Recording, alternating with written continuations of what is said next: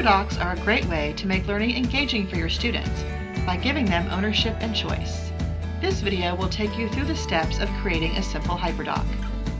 The first thing to consider is, of course, your teaching objective. The Hyperdoc I'm creating will be about penguins. Also, think about your time frame. Do you want this lesson to last one class period or span several days? For simplicity's sake, this one will be pretty short. The next factor is what learning model your Hyperdoc lesson will fit into. Is it serving as the technology element of a station rotation? Are the students allowed to move around to gather information, as in a workshop model? Or are they expected to stay seated and work independently? Make sure your expectations are clear. Now it's time to decide on a presentation format. Google Drawings is my favorite because it's so easy to add images and move things around, but you could also use Google Docs or Google Slides. Here's the most fun and also the hardest part, the creation of the workflow. There are so many resources out there to include in your Hyperdoc, it's easy to feel overwhelmed. For now, let's keep it simple, and as you get more comfortable, you can add more elements to your Hyperdocs. Alright, so this part of the video is going to go over how to hyperlink things on your Hyperdoc. So I've created my workflow. I'm giving the students 5 choices for where to find information about penguins, and I want them to choose 3. So I'm going to hyperlink each one of these choices. So I'm going to highlight the word video. I'm going to come up here to the video. In between the word watch and the question mark, I'm going to insert underscore pop-up, which will give me the full screen and take out all the ads and all of the mess on the side. I'm going to copy that URL, find the insert link button, it looks a little bit like a paperclip, and I'm going to paste that link right there and then apply. So now when the students click on the word video, it will take them to that video. Alright, I'm going to do the same for interactive map. Highlight the words interactive map. I'm going to go to this Penguins of the World interactive map that I've already found earlier. Copy the link. Use the insert link button and paste it and apply. Okay. I'm going to do the same for all of my resources that I want the kids to use. I have a website here from Kiddle. I'm going to copy the link, use the insert link button and paste it and apply.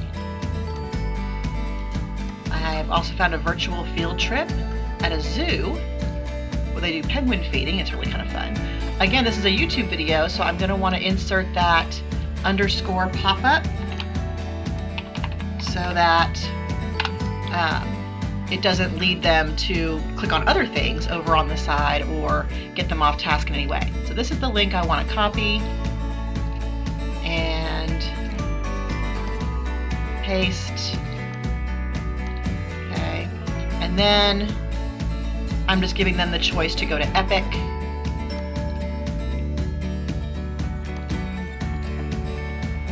And choose their own book, because I want to give them some choice in what they do, not only in what 3 activities they do, but what books they might want to read about penguins as well. Okay. All right, so that is how you create those hyperlinks, by using the insert link button and just copying and pasting the links. Now our Hyperdoc is basically finished and ready for students to use, but there's one more thing: visual appeal. Let's jazz it up with some colors and fonts. Creating visual interest for your students, there are really no rules to follow. It's really just up to you and your own creativity. Right now, I feel like this page is kind of bland and the students might not be too jazzed about it, so I kind of want to dress it up a little. So I'm going to start by adding a background, and I'm going to choose an image, and I've already kind of perused these penguin images, and I think that this guy will do nicely. So I'm going to insert that background and click done. Okay, now I think that's great. I think the kids will love it, but it does wash out my text a little bit. So I'm going to need to take my text boxes and do a little dressing up of my text boxes. changing some font, changing some color, making sure that my text is visible and readable so my students can know what they're supposed to be doing. Okay? I might change that a little bit in here in a second. I'm going to move this down. Okay. I'm going to change the whole shape of this text box.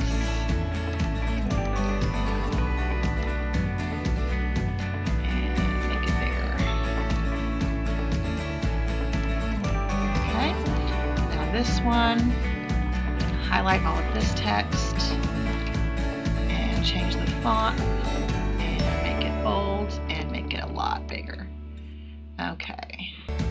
I also think I might want to change the color because that seems a little washed out to me. So I want to make it something a little bit light, like maybe an ice blue. Okay. I don't know. Just you decide what you want to do. Okay. Now, the last thing that I have forgotten to do is I have forgotten to link their final product to the Hyperdoc. So I have already created the Google drawing that I want them to fill in. So this is their template that I want them to fill in. I don't expect the kids to make their own Google drawing from scratch at this point. So I've made a template and I want to link this into the Hyperdoc. So I'm going to make sure that I change this word edit to the word copy. Okay, and then I'm going to copy this link and I'm going to add it into my document right here on the words Google Drawing using that same method I did before. Click insert link and paste and apply. Okay, now I can't see that, so I'm going to make it, oh, I don't know, how about neon yellow? There we go. All right, so there's my completed Hyperdoc. Hyperdocs can take 10 minutes or hours, depending on the grade level, topic, and how complex you want to make it. But giving the students choice, voice, and ownership over their own learning is well worth it.